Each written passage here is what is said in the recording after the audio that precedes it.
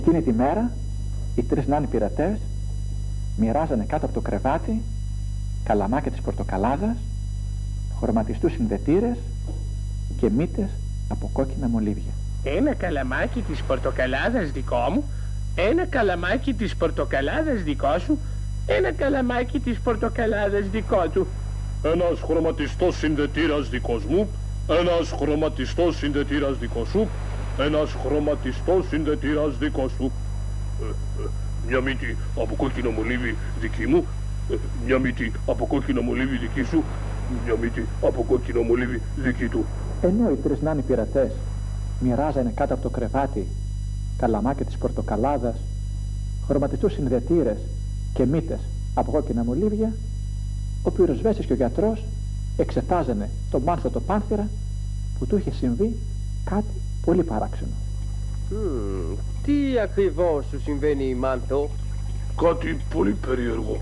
Έβγαλα μια ανεμόνα στην άκρη της ουράς μου.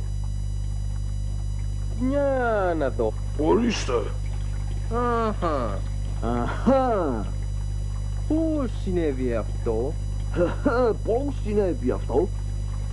Ιδέα δεν έχω. Ξύπνησα σήμερα το πρωί και είχα μια ανεμόνα στην άκρη της ουράς μου. Μήπως κατάπιες κατά λάθος κανένα σπόρο ανεμόνας? Τώρα που το λέτε, ναι. Θυμάμαι ότι κατάπια κατά λάθος ένα σπόρο ανεμόνας. Γι' αυτό φύτρωσε η ανεμόνα στην άκρη της ουράς σου. Αλλά μην ανησυχείς.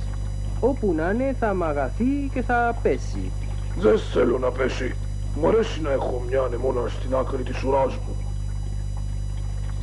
Εν τι αυτή η περιπτώση θα πρέπει να καταπίνεις κάθε μέρα ένα σπόρο ανεμόνας. Ευχαριστώς. Εκτός αν θέλεις να έχεις δυο ανεμόνες στην άκρη